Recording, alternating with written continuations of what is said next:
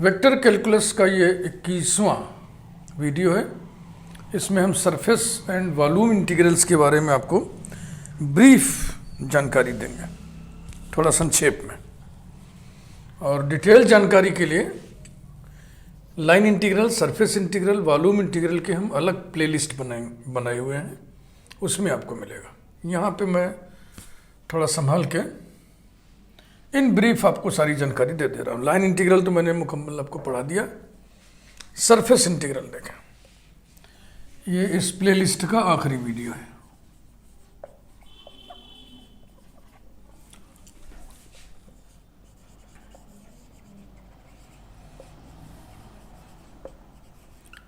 Surface integral, इसे normal surface integral भी पूरा नाम बोलते हैं इसको।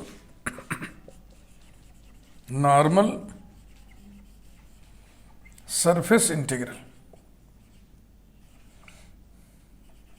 और simply surface integral of capital F arrow over the surface. ये सरफेस प्लेन सरफेस हो जरूरी नहीं है, कैसा भी सरफेस हो सकता है, जैसे कि यही है surface. Over the surface capital S is given by, is defined by, लिख दीजिए, integral over S F arrow dot N cap D S. एक इंटीग्रल लगा है तो समझो ये नोटेशन है, और वास्तव में ये है double integral over S F arrow dot N cap D S. यहाँ पे हम 3 लाइन लगा दे रहे हैं ताकि ये क्वांटिटी हो गया, ये नोटेशन हो गया। This is also equals to double integral over S F arrow dot D S vector. D S vector equal to D S N cap. ये मैं आपको भी बता देता हूं अलग से। नोट, देखो कोई भी vector A is equal to इसका मैग्नीट्यूड और इस डायरेक्शन में यूनिट वेक्टर, ठीक है ना। तभी तो ए के बराबर वेक्टर ए अपान स्केलर ए होता है। तो इसे एरिया वेक्टर के लिए भी बातचीत हम कर लें। Area vector is equal to area, और एरिया के डायरेक्शन में यूनिट वेक्टर, एरिया के डायरेक्शन में यूनिट वेक्टर एन कैप होता है। समझिए कैसे। आपने इंटरमीडिएट में पढ़ा है vector A cross vector B, parallelogram के adjacent sides vector A vector B हैं, तो इसका एरिया कितना होता है, इसका मॉडुलस, ये एरिया है। तो मॉडुलस हटा दिए तो क्या बन गया, ये एरिया वेक्टर। और इस एरिया वेक्टर का डायरेक्शन किधर होता है, ए क्रॉस बी ना, ए क्रॉस बी, ऐसे ऊपर की ओर, ए से बी की ओर घुमाइए, राइट हैंड थंब रूल, ऊपर की ओर। यानी कि उस प्लेन के नॉर्मल जिस प्लेन पर ये एरिया बन रहा है, एरिया जिस प्लेन या जिस सरफेस पर है उसके normal to the surface. What is the direction of area vector, normal to the surface. तो N cap is normal to the surface, comma N cap being unit normal vector to the surface. That is area vector, इसको हम लिख दे रहे हैं D S arrow, elementary area vector is equal to elementary area D S with N cap. अब N cap D S के दाहिने लिखो चाहे बाएं लिखो, यहां बाएं लिखा हुआ है। एन कैप डी एस बाएं इसलिए लिखा हुआ है क्योंकि किसी वेक्टर से डॉट करना है तो ये पोर्शन इधर कर दिए, यही है।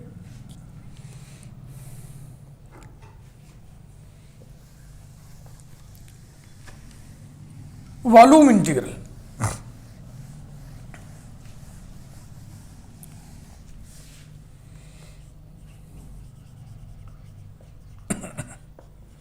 वॉल्यूम इंटीग्रल, स्पेस इंटीग्रल भी इसको कहते हैं।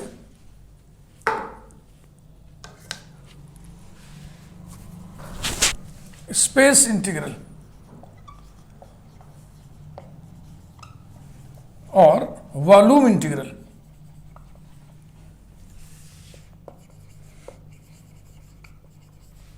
Of capital F vector over the space S या over the volume V is defined by integral over V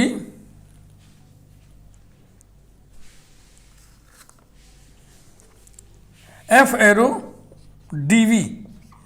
ये नोटेशन है किसके लिए? Triple integral over V f arrow dv, जो कि triple integral over V f arrow dv को हम लिखते हैं elementary volume dx dy dz। ये है ट्रिपल इंटीग्रल। लाइन इंटीग्रल आप पहले ही पढ़ चुके। Relation between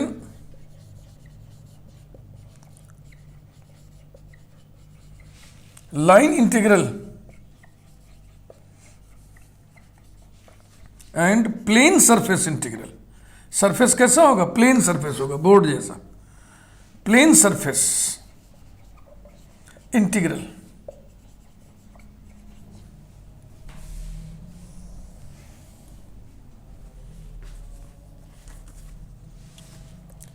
integral over C closed curve C psi dx plus phi dy is equal to double integral over R del phi by del x minus del psi by del y dx dy, where capital R is the area, plane area enclosed by the closed curve capital C.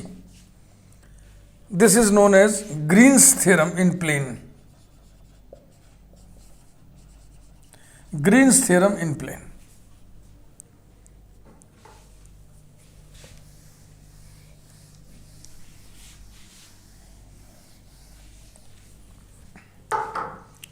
Relation between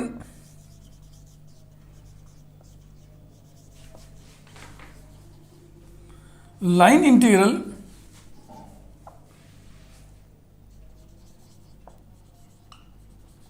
and surface integral. पिछले वाले में था plane surface integral, अब की बार general surface integral.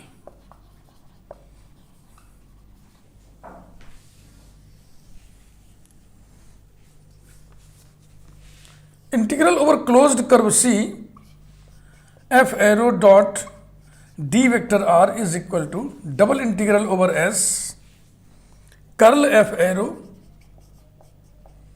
dot n cap ds, where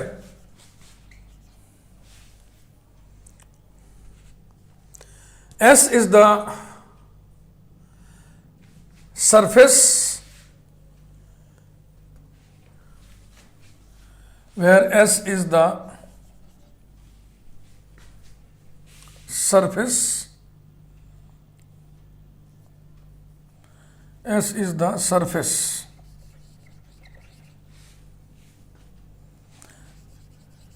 due to closed curve C, closed curve capital C। कोई curve है जो किसी सरफेस को सरमाउंट कर रहा है, इसे स्टोक्स थ्योरम कहते हैं।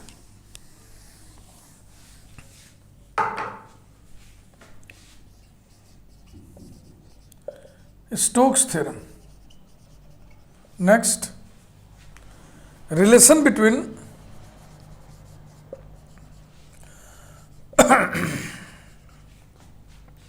Surface integral and volume integral.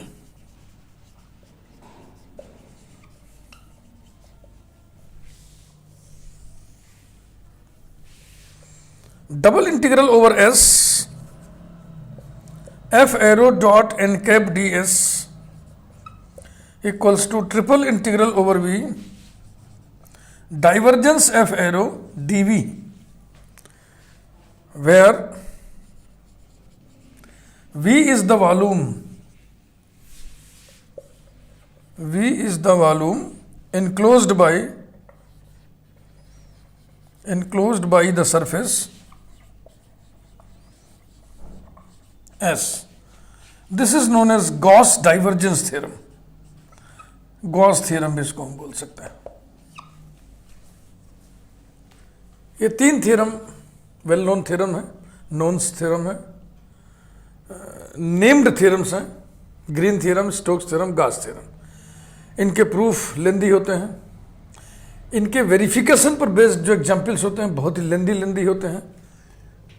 Surface integral के एग्जाम्पल्स लेंदी होते हैं, वॉल्यूम इंटीग्रल्स के एग्जाम्पल लेंदी होते हैं. इन सब के लिए हमने एक अलग प्लेलिस्ट बनाया हुआ है, डिटेल खूब पढ़िए आप उन प्लेलिस्ट में. यहाँ पर बहुत ही ब्रीफ में आपको सारी बातें हम बता दे रहे हैं. अभी हम कुछ एग्जाम्पल्स उठा करके आपको ये बताएंगे कि हम इन थ्योरम्स का इस्तेमाल टूल्स के रूप में कैसे करते हैं. मान लीजिए हमें सरफेस इंटीग्रल निकालना है और हमने भाप लिया, अंदाजा कर लिया कि सरफेस इंटीग्रल के निकालने में बहुत टाइम लगेगा, बड़ा लेंदी है, तो उसको हमने कन्वर्ट कर दिया वॉल्यूम इंटीग्रल में और फट से निकल गया. ऐसे ही कोई लाइन इंटीग्रल बहुत टफ है, उसको हमने कन्वर्ट कर दिया सरफेस इंटीग्रल में, आसान हो गया. किसी वॉल्यूम इंटीग्रल को सरफेस इंटीग्रल में कन्वर्ट कर दिया. इस तरीके से कन्वर्ट करके क्वेश्चंस करने की जो चलन है वो उस पर कुछ बेस्ड कुछ एग्जाम्पल्स आइए देखें. फिर मैं दोहरा रहा हूँ, surface integral, line integral, volume integral, Green's theorem, Gauss theorem, Stokes theorem पर डिटेल्स आपको पढ़ने के लिए अलग प्लेलिस्ट हमारी है, उसको आपको देखना पड़ेगा. एग्जाम्पल 1,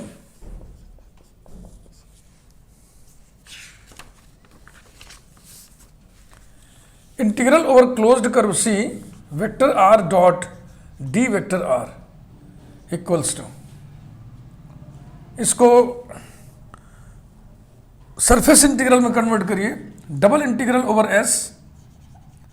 यहां अगर F होता है तो यहां पे कर्ल F होता है, तो हो जाएगा curl R dot D R by कौन सा थ्योरम लग रहा है,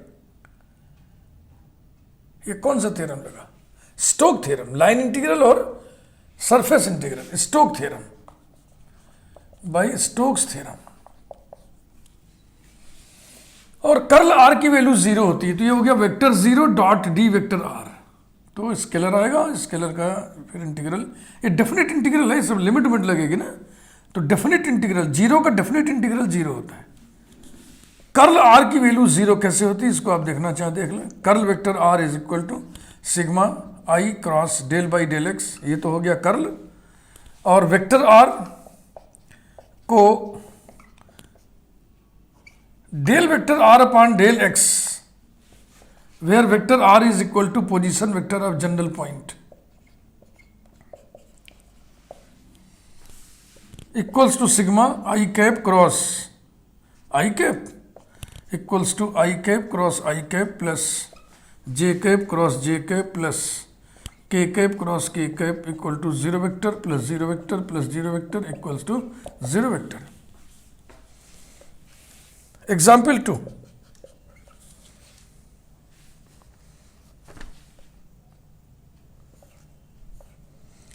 surface integral over S curl F arrow dot N cap D S. यहां पर सिर्फ एफ एरो लिखा रहता है, तो एफ की जगह, एफ एरो की जगह कर्ल एफ एरो दिया हुआ है. इसको हम वॉल्यूम इंटीग्रल में कन्वर्ट करने जा रहे हैं. ट्रिपल इंटीग्रल ओवर वी, इधर क्या होता है, इधर होता है डाइवर्जेंस उस वेक्टर का जो यहां पे लिखा है. तो divergence curl F, divergence curl F arrow dot N cap D S, और डाइवर्जेंस कर्ल एफ 0 होता है. फिलहाल इसको आप लिखिए by Gauss theorem, by Gauss theorem. This is equal to 0. Logic, divergence curl of a vector div curl vector equal to 0 scalar. फिर divergence कर, ये 0 हो जाएगा ना, ये गड़बड़ हो गया ना। फिर यहां पे लिखते हैं dB। अब ठीक है।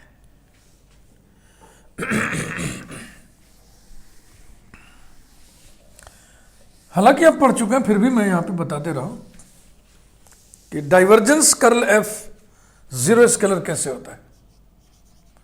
Divergence curl F arrow equal to divergence माने sigma I cap dot del by del X, और ये curl F equals to sigma I cap dot del by del X. Curl F arrow कितना होगा? Del F3 upon del Y minus del F2 upon del Z I cap. इसे हम check कर लें। इसको याद करने के लिए डिटर्मिनेंट की मदद ली जाती है। डिटर्मिनेंट देखो, कर्ल एफ एरो का मतलब हो गया nabla cross F arrow is equal to I J K. Nabla के components del upon del X, del upon del Y, del upon del Z. F के कंपोनेंट्स F1, F2, F3, सारे multiplication ऊपर से नीचे की ओर। तो आई के लिए क्या बनेगा? Del F3 upon del Y minus del F2 upon del Z. ठीक है ना?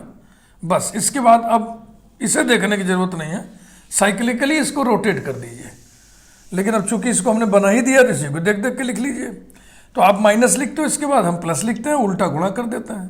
तो दिस ऑपरेटेड ऑन दिस, यानी del F1 upon del X, del F1 upon del Z minus del F3 upon del X J cap plus अब K वाले के लिए ये और ये del F2 upon del X minus del F1 upon del Y K cap.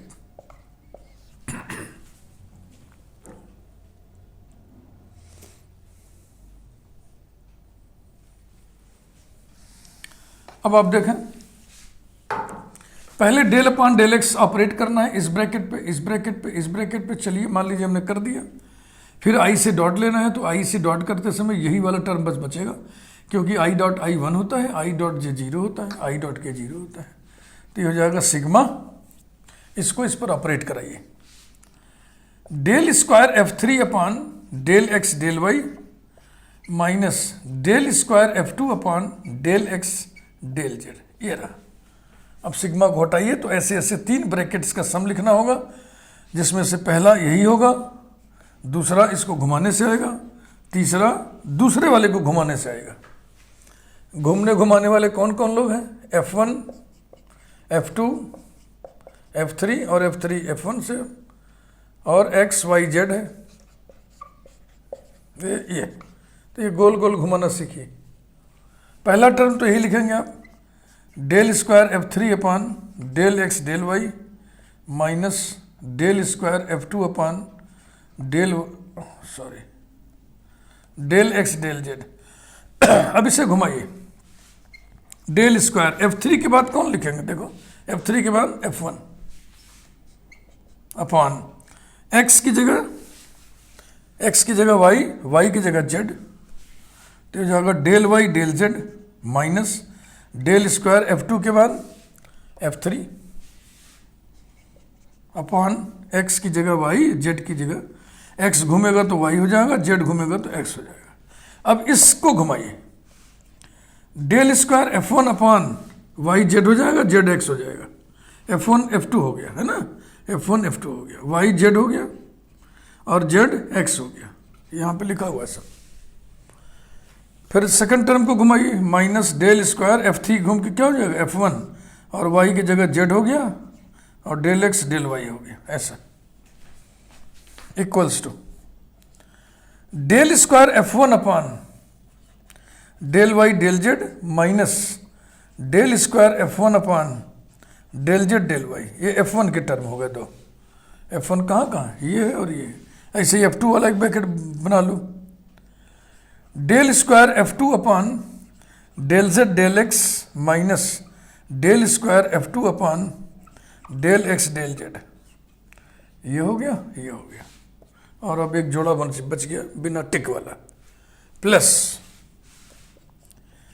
Del square F3 upon del x del y minus del square F3 upon del y del x। Partial derivative में ये चीज़ आप सीखे हुए हैं कि del square F1 upon del y del z, del square F1 upon del z del y, ये दोनों बराबर होते हैं, तो कट जाएंगे, सब जोड़े में कट जाएंगे। 0 plus 0 plus 0 is equal to 0।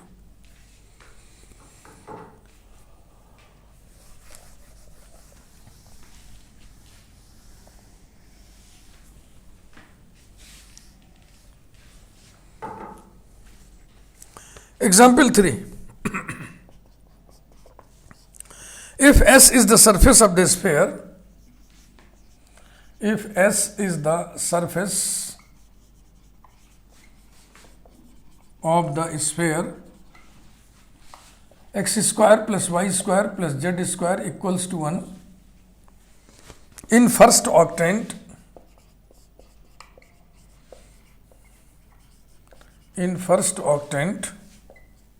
then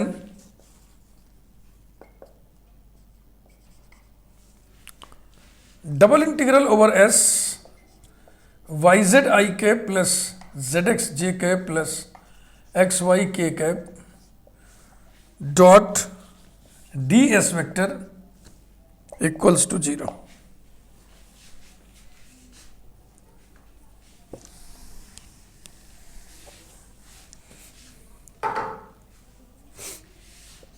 Let f arrow is equal to yz I cap plus zx j cap plus xy k cap।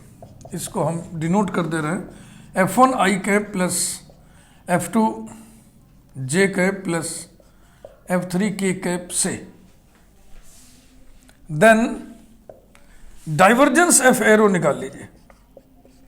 By definition it will be del f1 upon del x plus del f2 upon del y plus del f3 upon del z equals to del upon del x, f1 कितना है भाई yz, f1 जो है yz है, plus del upon del y zx plus del upon del z xy equal to 0 plus 0 plus 0 equal to 0।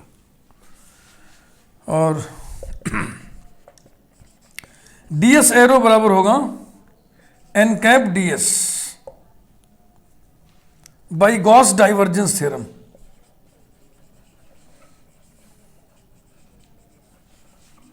By Gauss divergence theorem,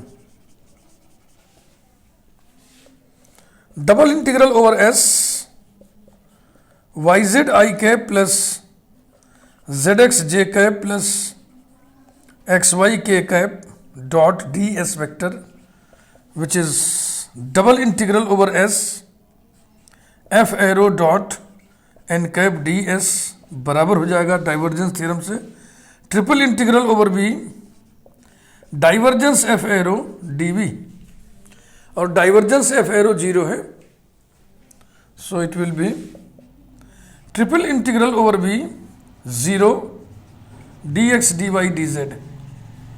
तो ये देखो ऐसे लिखा रहता है ना, लेकिन ये डेफिनिट इंटीग्रल, सब पे लिमिट चढ़ेगी। जीरो का डेफिनिट इंटीग्रल 0 होता है, जीरो का इंटीग्रल आर्बिट्रेरी कांस्टेंट, लेकिन जीरो का डेफिनिट इंटीग्रल 0 होता है। तो ये आ गया 0, यही था एग्जाम्पल। ये टूल के रूप में इस्तेमाल हो रहा है Gauss divergence theorem, Stoke theorem. ऐसे ही एग्जाम्पल्स आपको हम सिर्फ बता रहे हैं। बकिया और विस्तार से पढ़ने के लिए आप अलग प्लेलिस्ट देखिए, लाइन इंटीग्रल का, सरफेस इंटीग्रल का, वॉल्यूम इंटीग्रल का। आगे बढ़ते हैं। Example 4, if phi is harmonic,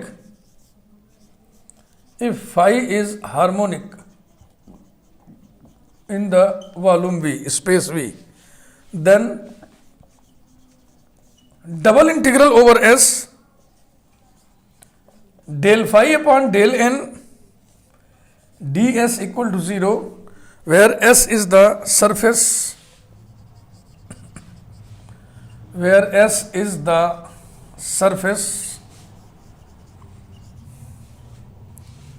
enclosing the volume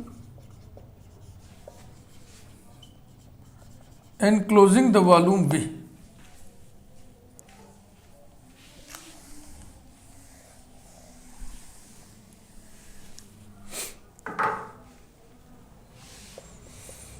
तो सबसे पहले आपको हम बता रहे हैं, वी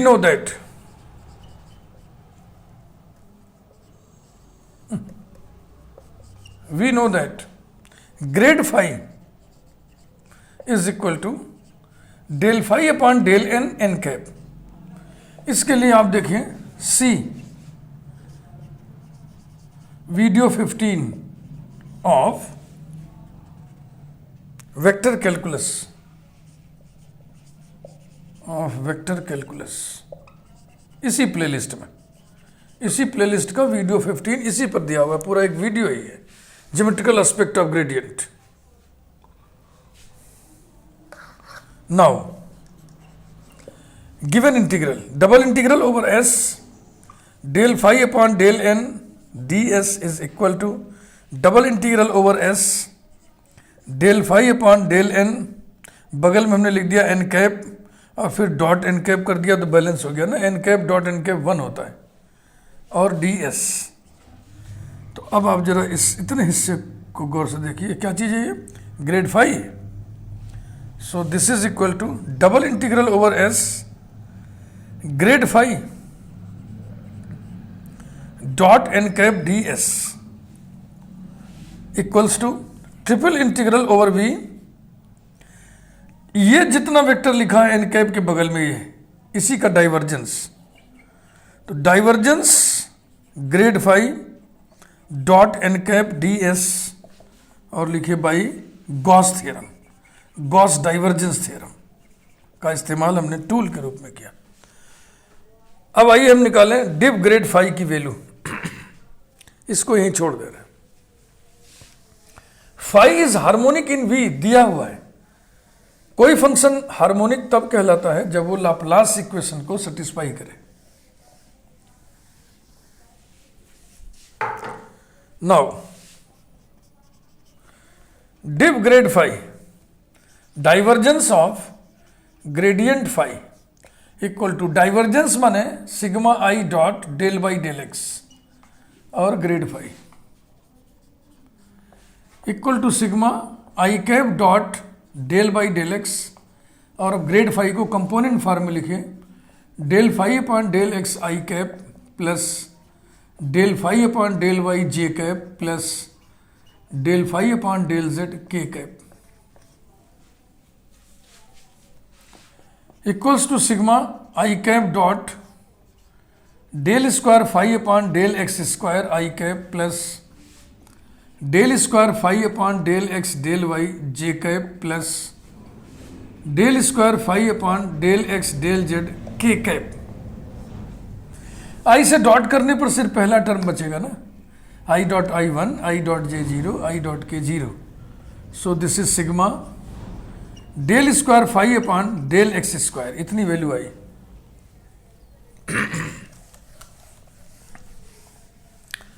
अब हम दुहाई देंगे कि फाई हार्मोनिक फंक्शन है। Since phi is harmonic function, therefore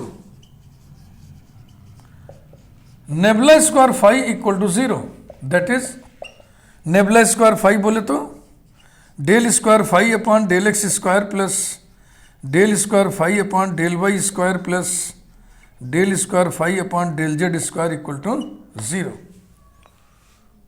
ये उठा कर रख दिया।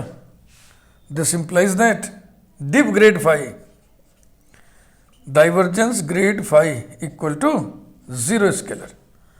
तो यहां पे अब 0 डिव ग्रेड फाई, फिर यहां देखो गलती हो गई ना, अभी इसके पहले वाले क्वेश्चन में भी झटके में गलती लिख दिए थे। जब डाइवर्जेंस थ्योरम लगाओगे तो हो जाएगा triple integral over V vector का डाइवर्जेंस और डीवी सॉरी, लगातार 2 एग्जाम्पल में हमने इसी जगह पे गलत लिखा झटके में। मैथमेटिक्स पढ़ाते समय दिमाग कहीं इधर उधर चला जाए तो निश्चित रूप से दुर्घटना घट जाती है। सड़क पे भले आप बच जाएं, लेकिन गणित के रास्ते नहीं बचेंगे।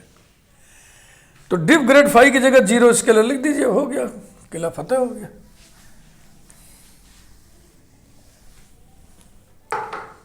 देयरफॉर किसकी वैल्यू निकल रही थी? Double integral over S del phi upon del N D S is equal to triple integral over B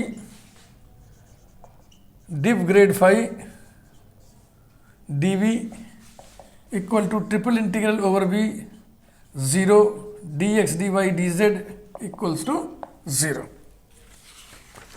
example 5,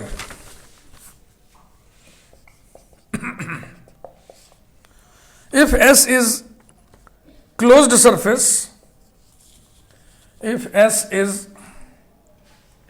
a closed surface enclosing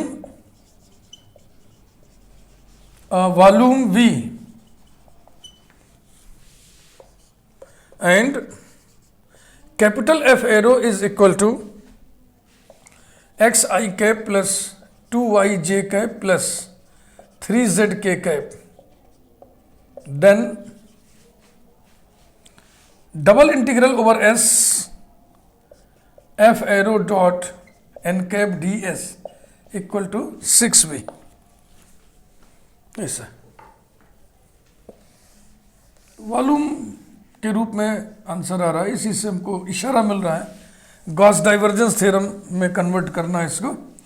Gauss divergence theorem में f का हम डाइवर्जेंस निकालते हैं तो शुरुआत यहीं से करते हैं। Divergence f arrow is equal to del upon del x, f का पहला component x plus del upon del y, f का दूसरा component 2y plus del upon del z 3z। By definition this is equal to 1 plus 2 plus 3 equal to 6। By Gauss divergence theorem, by Gauss divergence theorem,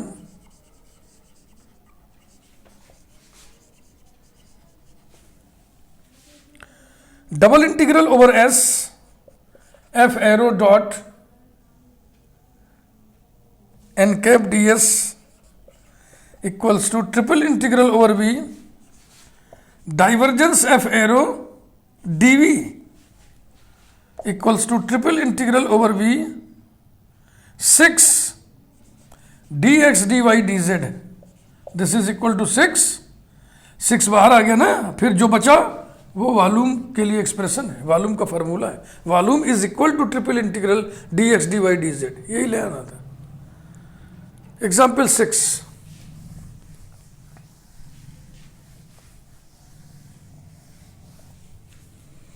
ये छोटे छोटे question है, इसमें वो जो n वाला इसके पहले वाला था वही थोड़ा बढ़िया है, बाकी ये छोटे छोटे क्वेश्चन हैं।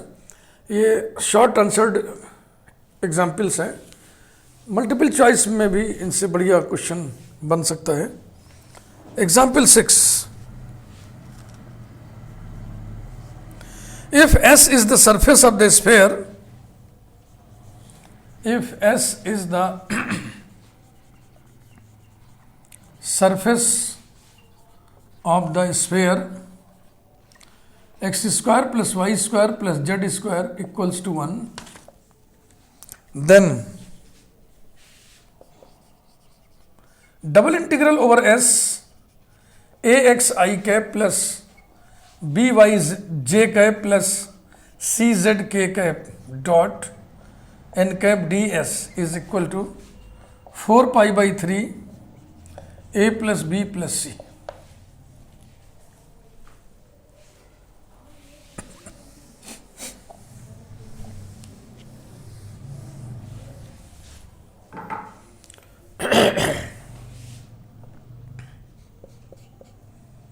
माना f arrow is equal to this given vector ax I cap plus by j cap plus cz k cap. तो divergence f vector is equal to del by del x first component plus del Y second component plus del by del Z third component equal to A plus B plus C. By Gauss divergence theorem, by Gauss divergence theorem, double integral over S A X I cap plus B Y J cap plus C Z K cap dot N cap D S which is double integral over S F arrow dot N cap D S, ये बराबर हो जाएगा triple integral over B divergence F arrow D V equals to divergence F arrow constant है A plus B plus C बाहर कर लिया और अब बच गया triple integral over B D V को हम लिख दे रहे हैं D X D Y D Z. ये जो है ना ये फार्मूला होता है वॉल्यूम का, ये क्या देगा वॉल्यूम देगा किसका वॉल्यूम, सरफेस एस के द्वारा इनक्लोज्ड स्पेस का वॉल्यूम। तो सरफेस एस किसको इनक्लोज्ड कर रहा है, स्फेयर को, तो स्फेयर का volume equal to A plus B plus C into volume of the sphere, volume of the sphere, जो भी स्फेयर दिया है क्वेश्चन में। और वॉल्यूम ऑफ द स्फेयर का फॉर्मूला आपको पता है ना, 4π/3 radius cube equals to A plus B plus C into 4π/3 radius cube. और रेडियस कितना है स्फेयर का 1, तो 1 क्यूब माने 1, ये आ गया 4π/3 into A plus B plus C. Example 7,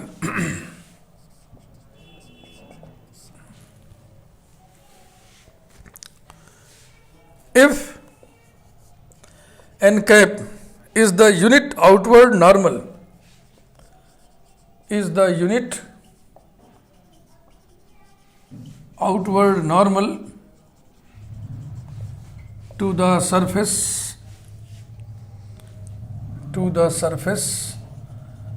और ये सरफेस है स्फेयर, एक minute, to the sphere, normal to the sphere माने स्फेयर के सरफेस के normal, normal to the surface of the sphere, X square plus Y square plus Z square equals to 1 and V is the volume enclosed by this sphere, and V is the volume enclosed by this sphere,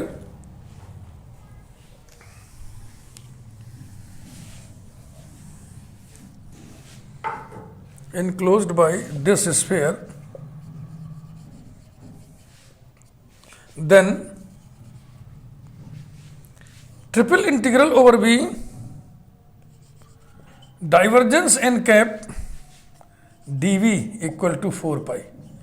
बहुत ही बेहतरीन example है, बेहतरीन इस sense में है कि आप इसके पीछे के एग्जाम्पल्स पे एक निगाह डालिए। सभी में क्या था, सरफेस इंटीग्रल कैलकुलेट करना था, उसको हमने वॉल्यूम इंटीग्रल में कन्वर्ट करके कैलकुलेट किया था। इसमें उल्टा है, इसमें वॉल्यूम इंटीग्रल कैलकुलेट करना है, इसको हम सरफेस इंटीग्रल में कन्वर्ट करके तब कैलकुलेट करेंगे। और सरफेस इंटीग्रल में कैलकुलेट करने के लिए हम गॉस डाइवर्जेंस थ्योरम का इस्तेमाल करेंगे। तो याद है ना, डाइवर्जेंस एफ एरो यानी F is equal to this one.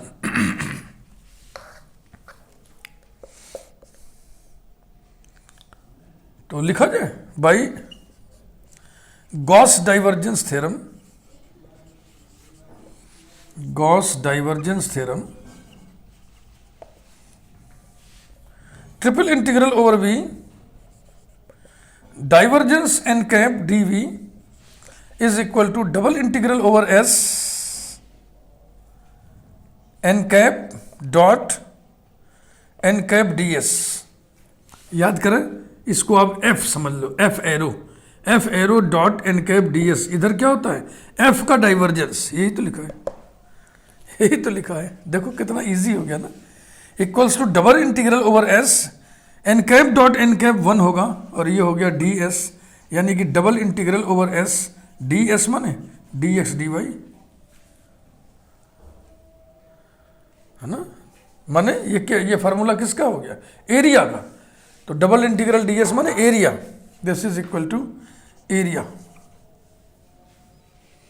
कौन सा area, surface area, area of the surface, area of the surface of the sphere.